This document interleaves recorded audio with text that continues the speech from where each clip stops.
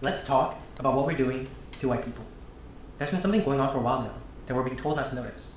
More to the point, that we're asking white people not only to ignore, but to accept. The rising tide of racial hatred against white people.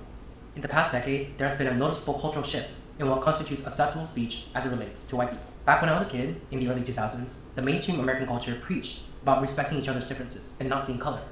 Nowadays, we say that not seeing color is racism, that you must see color. But the more I see how things are unfolding, the more I'm convinced that this is wrong. Back then, saying something offhanded about white people were seen as not appropriate, just as it would be to say something offhanded about people of any other race. But that soon gave way to our current times, in which there exists virtually no limit to what racial minorities can and do say about white people. I believe this is the natural outgrowth of a perverse ideology that teaches us that everything, every societal ill, is the fault of white people, and that whatever prejudice acts we may inflict upon them does not constitute discrimination because we don't have the power to discriminate. And alarmingly, this is particularly pronounced in the younger generation. But is it true? Do we not have the power to discriminate? Well, let's see. First, let's take a look at the racial hatred at the interpersonal level. In today's society, it has become somewhat fashionable to think things and say things about and to white people that would not be acceptable if it was said about any other race. And we're being taught that this double standard is not wrong, that it is rather a form of empowerment. They'll attribute negative experiences that they've had with white people to their whiteness. You had an argument in line at the grocery store with a white person? They were acting entitled because they were white. A white driver cut you off when you were driving? They need to check their white privilege. Your actions, your conduct, and your existence, in other words, boil down to your whiteness. And ashamedly, at one point in time, this was how I used to think as well.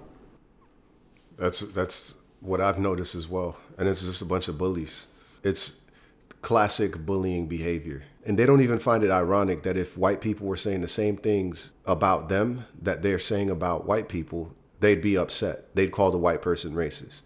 And beyond the people in my circle, I noticed that many people of color have this sort of blasé attitude, an attitude most particularly pronounced when there are no other white people around. Things are being said not just behind closed doors, but out in the open, not just between close friends, but between complete strangers. So here's the thing.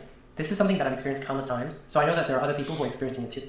I know it must resonate with at least some of you. The difficulty here is that no matter how many anecdotes I share, they are just that, anecdotes. And people who refuse to believe that this is happening will just chalk it up to my experience as being a fluke. Or worse yet, they'll say I'm lying. So I've compiled some TikTok videos. I want you to take a look at the things that are being said about white people, especially by the younger generation, the kind of statements people wouldn't dare say about people of any other race. Take a look at what is stunningly in vogue in today's society, and ask yourselves, where does this lead to years down the line?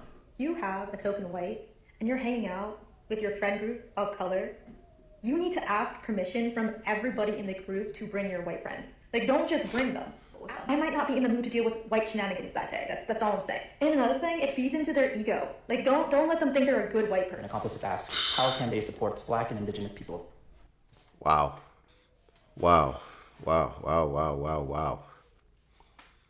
That's acceptable. But if you switch the races, that's a problem. Where does this lead? Where does this lead? Where does this always lead? That's a question we need to ask ourselves. This sort of rhetoric, it only leads to one place. Color. And sometimes I really don't know what to say, but here's one easy way. Just don't have babies. And single-handedly caused the white genocide that they are so afraid of. With 2.25 billion Asian women and 500 million white men, babies only take 2 generations. In 2 generations, there will no longer be any blonde-haired... These are some things I noticed about white American culture. Being grounded is a punishment to them. That's what they call punishment. The least grounded, least balanced, most destructive race considers being grounded a punishment? Yeah. They also say really violent phrases. They say things like, kill 2 birds with 1 stone. Why do we have to kill the birds? Why is everything so violent? It's almost like one's language and phrases reflects one's nature. So Seek help. Seek help. That new Jeffrey Dahmer movie on Netflix is the perfect example of the sensationalization of white violence. People have a much easier time sympathizing with white criminals than they do with Black victims. People think these shows are harmless, but they actually contribute to a much bigger issue.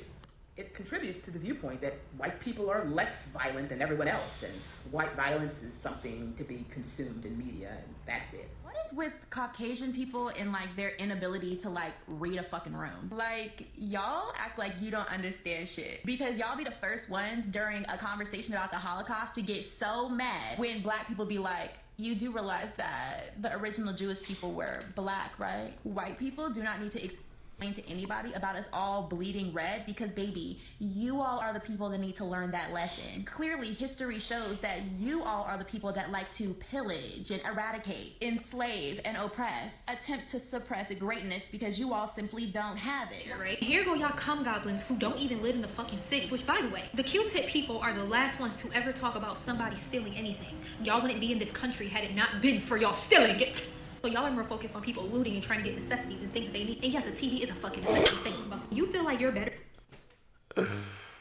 Oh, man.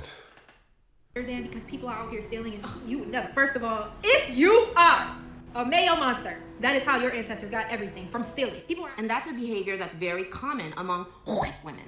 You may have not intended that, but there are many white women who act exactly like you. If you can find it in your heart this holiday season to donate to the Discriminated White Fund, you'd be helping millions. Nothing says high protein like cicadas and cheese. Make sure you... And nothing says caucasity like that right there. What caucasity looks like.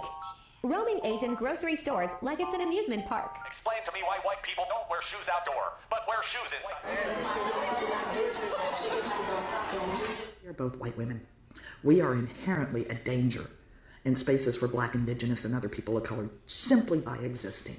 It's white cis men who are part of the far right-wing ideology of fascism that is a true threat and a terrorism to this country. If BIPOCs stand in the street and scream at the top of their lungs, I hate all white people, I want all white people to go die white devil, you cracker bitch, that's still not racism. You're not one of the good white people.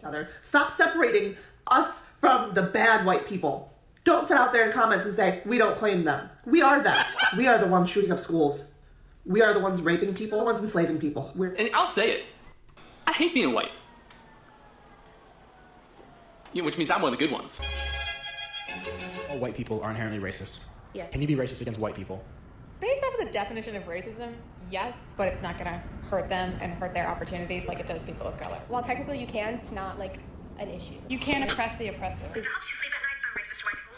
Why do people not understand that you can't be racist to white people? It's impossible. The system is not set up that way. You can insult white people, but it is not racism. Me calling a white person a tub of mayonnaise and like a flower looking ass, that's not racism. You went all the way to Africa to physically take black people from their homes, shove them in on boats where a lot of them got diseases and died, told them where they could sit on a bus, told them which schools they could go to, which water fountains they could use, which bathrooms they could use, and that's sugarcoating it. Those are just terms. I'm not even describing all the disgusting things that happen, and they don't even want revenge. They are letting you guys skate by, asking for equal rights. That's it? And you're still saying no? They are not as angry as they should be. Y'all are getting off easy, and you're still saying no? Fuck you. Some people look at that and chalk it up to the grumblings of the powerless. That's the idea that when you have a power disparity, the less powerful sort of has this general society given leeway to complain about the more powerful. The villagers complaining about their king doesn't have the same ring as the king making snide and crude comments about the villagers. But that's not what's going on here. Because although certain segments of our society refuse to believe this, even as evidence mount before our very eyes, in one side of the political aisle, people of color actually have greater power than white people. That is the truth that is not being acknowledged by the people that need to hear it, because this gets in the way of them wielding that power in the way they want, malignantly. I've heard from somewhere that politics is downstream of culture, and I think that is certainly correct. We have a mainstream culture that tells us it's okay to hold prejudice and hateful view of white people, and our politics is then infused with this energy, and we see active, overt, and on-the-books racial discrimination of white people that those who are perpetuating this hatred is refusing to see as discrimination. They'll say, no, this is remediation. These are the same people who are making tenuous arguments that some of our race-neutral laws discriminate against people of color. And this is certainly evidence that in one side of the political aisle, people of color have more power than white people. Because if we didn't have the power, we wouldn't be able to put into place practices and policies that does this. That's what power is. Things like Minneapolis local government agreeing to a contract with the teachers union that says white teachers must be fired first. New York City's government enacting a policy of having white seniors go to the back of the line on life-saving COVID treatment. A college professor that says white people should be killed and facing no repercussions. Cornell University banning white people from rock climbing lessons. One of many instances of liberal colleges doing the utmost to exclude and ostracize white students. BIPOC-only events equal no whites, but they don't have the guts to say that, even though that is what that is. That's what makes it different than the mere grumblings of the common villager. The villagers have surrounded the palace, demanding Marie Antoinette's head. The power dynamics have shifted. That is a fact. Progressive media outlets do not cover these stories. Some people out there have no idea that this is going on. But worse, some others out there know but agree with what's going on. And for those people to convince themselves that this is not racial discrimination, they play mind tricks and word games. They use phrases and talking points like punching up, you can't be racist to white people, you can't oppress the oppressor, meaning I'm acting oppressively, but I've designated you as the oppressor, so everything goes. Or Amorex Candy's infamous words, the only way to remedy past discrimination is current discrimination. Take a second and read that. The only way to remedy past discrimination is current discrimination. This is a popular figure. Or when people say things like, what we're doing to white people is not racism because racism is prejudice plus power and we don't have the power. They use all this mind-bending apparatus to delude themselves into believing what they're doing faces no moral quandary. But in the back of their minds, perhaps in their subconscious minds, is racial revenge. We experienced it, you experienced it too. See how you like it. That people of color are using our newfound power to act this way and then pretend like none of this is going on leads me to believe that we would have done the same thing that white people did were we to be in their historical position. Because such acts have its roots in human nature, not white people nature. And one can only imagine what might happen in the coming decades when the demographics of the US will have shifted such that white people will no longer constitute the majority, when the younger generation you've just seen have graduated from elite schools and hold positions of power in our institutions, our government, corporations, entertainment, news media, and so forth, how they might, in wielding the levers of society, be able to rationalize, using their adult brain, the hatred that was embedded in their minds during their adolescence. What we're seeing is just the beginning. To the white people who are watching, I just want to say, you are not an oppressor for refusing to accept an ideology that teaches people to hate you, that teaches you that you are inherently bad, that your children are inherently bad, that you're inherently racist no matter what you do or how you think, that you need to repent by taking affirmative steps in your life to redress harms that your ancestors may have done, or the racist actions of other white people. In fact, you are not an oppressor, period. You did not choose to be born white, just like any of us did not choose to be born in our race. And to ask of you, at the individual level, for example, to give your life in service of people of color, to be used as physical barriers at protests, to give away your house to black people instead of your children, all actual things that have been publicly demanded of white people, to ask this of you is morally reprehensible collective punishment. You are not under any obligation to carry yourself in any sort of way that others demand of you just because of the color of your skin. There's no excuse for this sick behavior. And if you're someone who engages in that hatred, you need to fix that insecurity that you have. Stop blaming other people for your failures. And if you know people around you that engage in that, you need to also correct them. It's completely unacceptable behavior. If you hang around people who do this, or you support people who do this, you're a sick person. You're engaging in sick behavior.